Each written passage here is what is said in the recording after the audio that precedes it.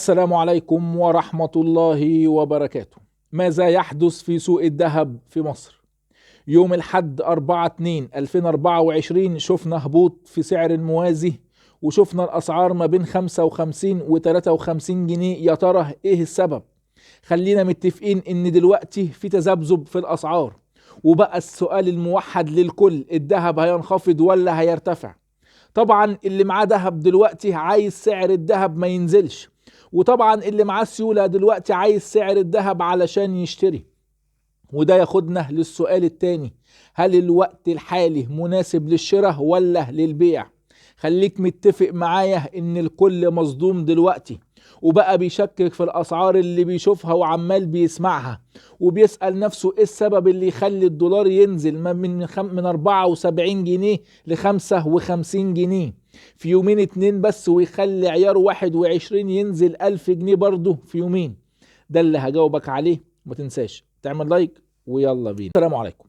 طبعا اي حد من حضراتكم حابب ان هو يتواصل معايا بشكل شخصي، ممكن يتواصل معايا عن طريق لينك التليجرام او الواتساب. طبعا هسيبه لحضرتك تحت في التعليقات، ده بيبقى اسرع كمان من اليوتيوب. تابعني شافني وقت شهادات ال 27 وال 23%، طلعت وقلت لحضراتكم دي مش شهادات التعويم، هيبقى في شهادات تانية غير دي، لان كان البنك الاهلي وبنك مصر مضطرين ان هم يصدروا شهادات ب 27 و 23% علشان خاطر سيولة ال 25%. لازم حضرتك تفرق كويس جدا بين شهادة استثنائية اضطرارية وشهادة استثنائية او شهادة التعويم. يعني ايه الكلام ده؟ يعني حضرتك دلوقتي البنك الاهلي وبنك مصر كانوا مضطرين ان هم يطرحوا الشهادات دي دلوقتي وفي التوقيت ده علشان خاطر شهادة ال 25% اللي هتتفك، واللي هيخرج للسوق 500 مليار جنيه. وده رقم كبير مش صغير، قادر انه يرفع معدلات التضخم لارقام فلكية. علشان كده هم اضطروا ان هم يطرحوا الشهادات دي دلوقتي عشان يقدروا يمتصوا اكبر عدد من السيولة ما يخرجش بره البنك. تابعني برضو، طلعت لحضرتك يوم 31 يناير 2024 كان يوم الاربع اللي فات، وطلعت قلت لحضرتك وقولا واحدا يوم الخميس اللي هو كان يوم 1/2/2024 مفيش تعويم، وقدام البنك المركزي المصري اختيارين ملهمش تالت: رقم واحد هو تثبيت الفايدة، رقم اتنين هو رفع سعر الفايدة. السؤال دلوقتي: في تعويم للجنيه النهاردة ولا لأ؟ خليني اقولها لك وقولا واحدا: مفيش تعويم للجنيه النهارده. لازم عشان حضرتك تكون فاهم يعني ايه تعويم للجنيه، ده لازم يبقى قبليه خطوات استباقيه. مفيش حاجه اسمها تصحى الصبح تلاقي تعويم للجنيه على الفرق الكبير اللي حاصل دلوقتي بين السوق السوداء والسعر الرسمي اللي موجود في البنك حوالي 40 جنيه. دلوقتي لو حصل ايا كان الرقم اللي هتوصل عليه في التعويم مش هيبقى مجزي، وهيبقى التعويم فقد المصداقيه بتاعته.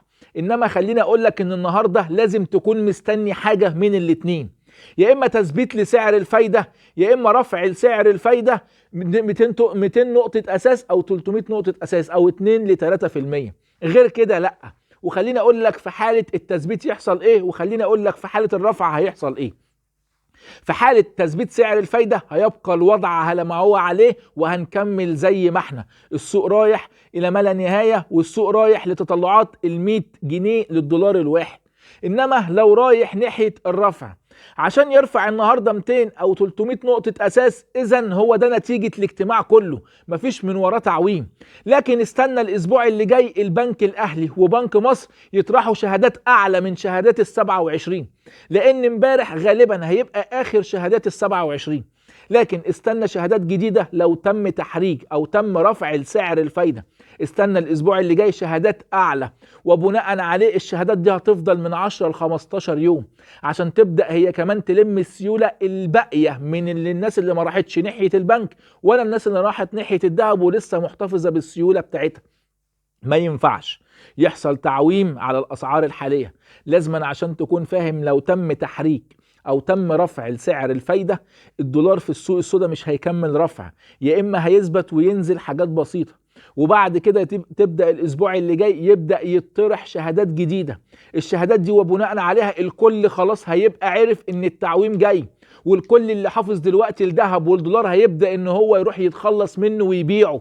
انا بكلم حضرتك هنا على المضارب عشان يرجع تاني يستنى لما التعويم يجي والسعر ينزل ويشتري من تحت. بناء عليها هنا العرض والطلب، هنا العرض هيبقى اكبر من الطلب، عشان كده السعر هتلاقيه نزل 10 و11 و12 جنيه في يومين او 3 او 4 بالكتير. اذا هنا السعر هيبقى بنتكلم في 60 و59 و58. هنا لما اخد التعويم وعوم على 42 وانزل بيه لحد 39 وال 38، هنا كده واقع. كان في 1/2/2024 يوم الخميس في اجتماع البنك المركزي تم رفع سعر الفايدة 2% على الإيداع والإقراض. وطبعا بعدها شفنا تذبذب في السوق السوداء، نزل من 74 ل 66 ومن 66 ل 55، وده كان طبعا ليه كذا سبب. رقم 1 كلام صندوق النقد عن وجود اتفاق مبدئي ما بين الصندوق وما بين مصر، وان مصر هتبدأ تحرك سعر الصرف.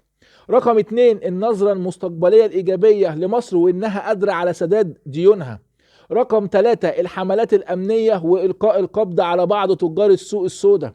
رقم 4 ودي كانت أهم نقطة، وإن مصر هتبدأ إن هي تطرح أذون خزانة بقيمة $1 مليار في البنوك. كل ده ساعد على نزول وتذبذب السعر السوق السوداء في مصر بنسبة 35%. سؤال دلوقتي، الذهب هينخفض ولا هيرتفع؟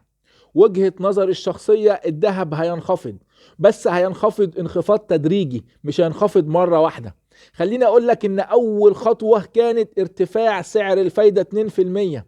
تاني خطوة المفروض تكمل وراها هي طرح شهادة جديدة، لان لما يطرح شهادة جديدة وكبيرة طبعا هيبدأ الذهب هو كمان يبدأ يريح اكتر فاكتر، واللي معاه ذهب دلوقتي طبعا هيخاف وقلبه ضعيف وهيروح ان هو يبيع الذهب علشان يروح للشهادة ويريح دماغه بدل المهاترات اللي هو شايفها دلوقتي، وده هيعمل معروض كتير. عشان كده الذهب بعد الشهادات هيبدأ ان هو ياخد مسار انخفاض، وتيجي الخطوة الثالثة وهي التعويم، ويبدأ دولار الصاغة في الوقت ده ينزل إجباري مش اختياري، لأن مع التعويم أو تحريك سعر الصرف بشكل مدار هيبدأ إن هم يلتقوا في النص. البنك هيتحرك من تحت لفوق، ودولار الموازي أو دولار الصاغة هينزل من فوق لحد تحت. وده ياخدنا للسؤال الثالث، هل الوقت الحالي مناسب للشراء ولا للبيع؟ خليني أقول لك وقولا واحدا، حاليا مش وقت مناسب خالص للشراء، ولازم تكون مفرق حضرتك كويس بين انك مشتري مدخر ولا مشتري مضارب. لو حضرتك بتشتري على انك مدخر لازم تكون عارف ان الذهب استثمار متوسط وطويل الاجل، يعني لازم تحتفظ بيه سنة واثنين وثلاثة. مش لازم تفكر تشتري النهاردة وتبيع بكرة او بعد بكرة او مع ارتفاع الاسعار، ده كده اسم حضرتك مضارب، ده انت هنا بتتحمل نتيجة تصرفك. ولكن لو مدخر حضرتك لازم وانت بتشتري تشتري على اجزاء، ولكن انا وجهة نظري تشتري بعد التعويم مش قبل، علشان تقدر تشتري بسعر كويس. اما لو حضرتك معاك ذهب وعايز تبيع، لو حضرتك مش محتاج فلوسك دلوقتي ومحتاجها قدام شوية، بلاش حضرتك تبيع، اصبر على ذهبك شوية. في 2025 وبالتحديد من اول عام 2025 هيبقى فرص احلى وافضل للبيع من دلوقتي. حابب اقول كلمتين للناس اللي بتشتري ذهب واعصابها وقلبها ضعيف.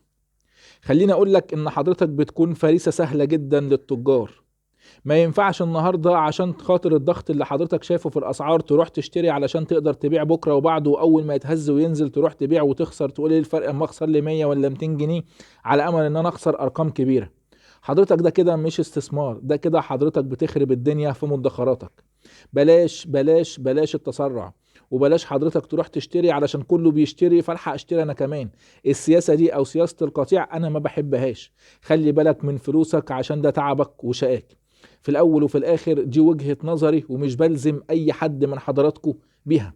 لو عجبك الفيديو ما تنساش تعمل اشتراك في القناة وتفعل زر الجرس عشان يجيلك كل جديد. واي حد من حضراتكم عنده اي استفسار سيبولي في الكومنتات وهرد عليك. سلام.